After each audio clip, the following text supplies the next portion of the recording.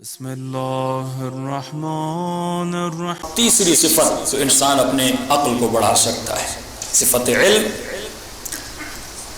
جو مجلس میں آ کر ہم حاصل کرتے ہیں۔ ایک انسان میں صفت ہے جس کا نام ہے غصہ۔ رسول خدا فرماتے صرف غصے پر کنٹرول نہیں کرنا، اس کی کچھ اور صفات ہیں، اگر وہ بھی اپنے وجود میں پیدا کرو تو تم بہت بڑے عابد بن سکتے ہو۔ غصے پر کنٹرول کرنے کی ایک صفت کا نام ہے حلم۔ جب انسان کنٹرول کر لیتا ہے تو اس انسان کو حلیم کہا جاتا ہے۔ کل میں بتا چکا کہ غصہ جب افراط و تفریط میں چلا جاتا ہے تو انسان گناہوں میں پڑ جاتا ہے۔ اگر افراط و تفریط میں جائے، اگر صحیح کنٹرول نہ کرے انسان تو انسان ڈرپوک بن جاتا ہے۔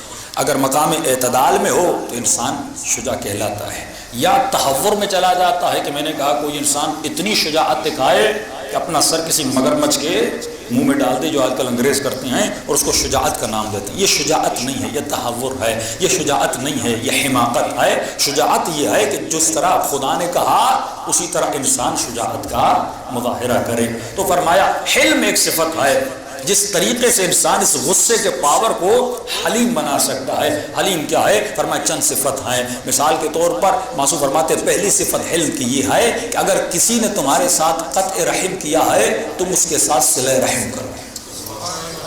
یہ پہلی صفت ہے۔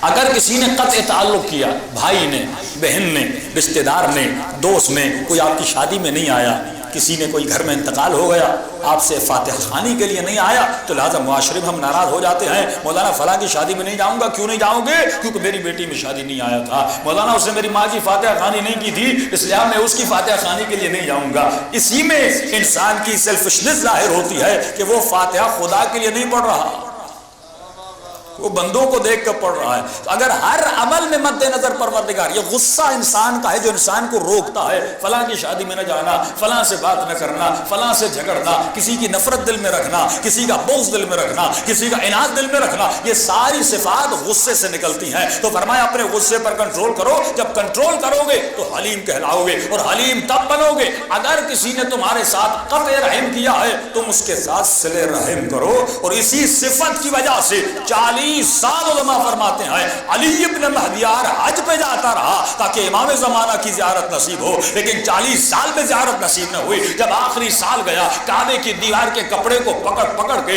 اور زار و قطار رو رو کے کہنے لگا، پروردگارا تو نے میرے مولا کو مجھ سے غائب کیوں کیا ہے؟ پروردگارا میں دیکھنا چاہتا ہوں، کیوں نہیں زیارت کرتا مجھے، کیوں نہیں زیارت کراتے میرے اپنے مولا کی؟ اتنا کہنا تھا، کسی نے پیٹھ پہ ہاتھ رکھا، علی ابن مہدیار خدا نے اسے نہیں چھپایا، تمہارے گناہوں نے اسے چھپایا ہوا ہے۔ اگر آج تمہیں کو صالح بن جائے، آنکھوں سے پردے ہٹ جائیں اور امام زمانہ کی زیارت کر سکتا ہے۔ جب مولا کے حضور میں گیا تو کہنے لگا، مولا میں نمازی، مولا میں نماز تہجد پڑھنے والا، مولا میں آپ کا ذکر کرنے والا، میں نے زندگی میں کبھی جھوٹ تک نہیں بولا، میں گناہ صغیرہ اور کبیرہ سے بچنے والا، مولا میں نے کون سا ایسا گناہ کیا جس کی وجہ سے آپ کی زیارت سے محروم تھا؟ امام نے فرمایا کہ آئے علی ابن مہدیار، ہم تو پہلے سال بھی اپنی زیارت کرانا چاہتے تھے، لیکن تمہارے وجود میں ایک ایسی صفت تھی جس نے روکا ہوا تھا۔ کیا تم نے قرآن نہیں پڑھا کہ لا یمسہ الا المطہرون؟ جب تک وجود کو پاک و پاکیزہ نہیں کرتا تب تک امام کی زیارت تمہیں نصیب نہیں ہوتی۔ مولا وہ کون سی خطا تھی جس کی وجہ سے میں آپ کی زیارت سے محروم رہا؟ امام کی آواز آئی، علی ابن مہدیار 39 سال آتا رہا، اپنی بہن سے ناراض تھا،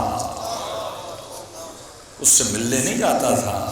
اس سال آنے سے پہلے ہم نے تمہارے دل میں خیال ڈالا کہ جاؤ بہن سے مل کر آؤ، اور اس سے اگر تیری خطا ہے کہو بہن تو معاف کر دے، اگر بہن کی خطا ہے کہو بہن میں نے معاف کر دیا، تو اپنا فریضہ پورا کر، آگے وہ ملے نہ ملے وہ اس کا کردار ہے، تمہارا کردار تو اچھا ہونا چاہیے۔ کہ آج تو نے بہن کے ساتھ صلہ رحمی کی اور امام نے تیرے ساتھ صلہ رحمی کی۔